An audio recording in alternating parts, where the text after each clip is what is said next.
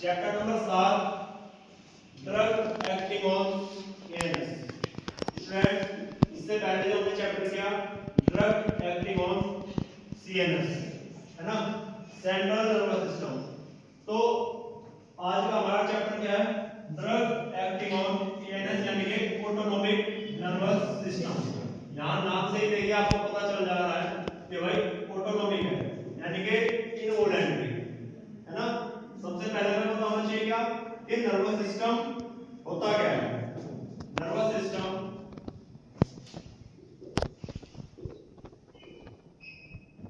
हमारे शरीर का वो भाग है जो टोटल जितनी भी हमारी एक्टिविटी होती है, टोटल एक्टिविटीज को कंट्रोल करता है।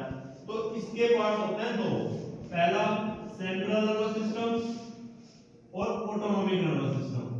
सेंट्रल नर्वस सिस्टम में होता है क्या? ब्रेन प्लस स्पाइनल कोर्ड है ना, यानी कि टोटली हमारा ब्रेन से कंट्रोल होता है। चैप्टर हमारा आज क्या है? ड्रग एक्टिंग ऑन एएनएस यानी कि ऑटोनोमिक। यहाँ सब चीजें हमारी इनवॉलेंट होती है यानी कि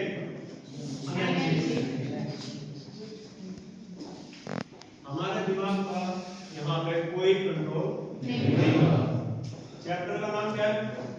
ड्रग एक्टिंग ऑन एएनएस यानी कि वो औषधियां, ड्रग यानी कि दवाइयां जो एक्ट करती हैं कहाँ?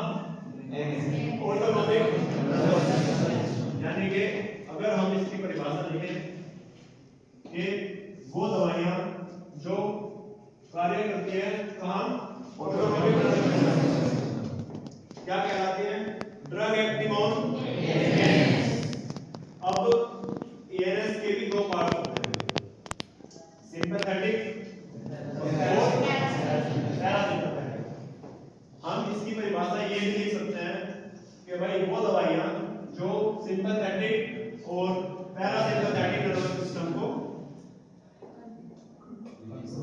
सिंपैथेटिक और पैरासिम्पैथेटिक नर्वस सिस्टम पर कार्य करती है या फिर उनके इलाज के लिए यूज करी जाती है।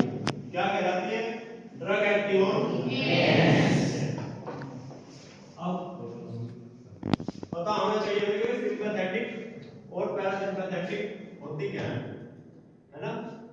सिंपैथेटिक नर्वस सिस्टम क्या होता है, पैरासिम्पैथेटिक नर्वस सिस्टम क्या होता है? देखिए सिंपैथेटिक नर्वस सिस्टम और पैरासिम्पैथेटिक नर्वस सिस्टम में अंतर सिर्फ इतना है कि जिस समय इमरजेंसी की अवस्था होती है हमारी, है ना, इन इमरजेंसी यानी कि कोई कंडीशन आपके पास ऐसी आ गई जहां पे आपको दिखाई देगा कि भाई सामने से कुछ ऐसा है कि यहाँ पे आज जान बचानी है ना, तो उस ऐसी स्थिति में कौन एक्टिवेट होता है?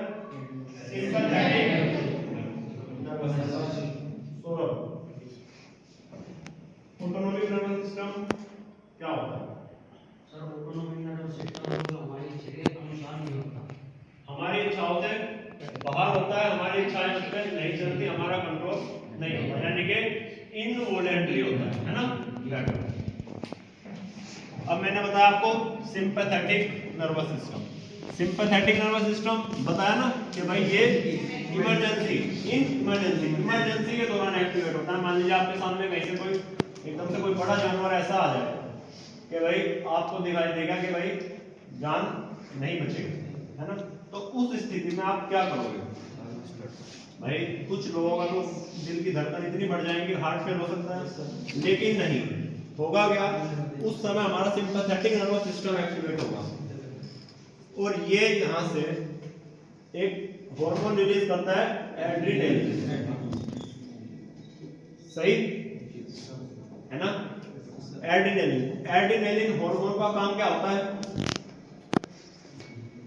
एड्रेनालिन हार्मोन का काम होता है कि इमरजेंसी के दौरान जब आपको दिखाई देगा कि फाइट या फिर फ्लाइट, है ना, इमरजेंसी के दौरान हमारे बॉडी को कंट्रोल करके रखता है। हमारा बीपी, पसीना नहीं आने देता, आंखें नहीं फैलने देता, पल्स रेट कंट्रोल करता है कौन? Sympathetic nervous system. Sympathetic nervous system क्या रिलीज करता है? एड्रेनलिन हार्मोन, ठीक। और ऐसी स्थिति में, इमरजेंसी की स्थिति में हमें ऑर्डर देता है कि भाई फाइट या फिर फ्लाइट। इसीलिए हम इसे एड्रेनलिन को फाइट या फिर फ्लाइट हार्मोन के नाम से भी जानते हैं, है ना। क्या होता है भाई सिंपैथेटिक नर्वस सिस्टम?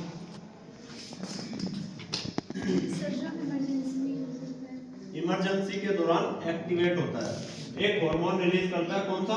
एड्रेनलिन। बहुत अच्छा बैठ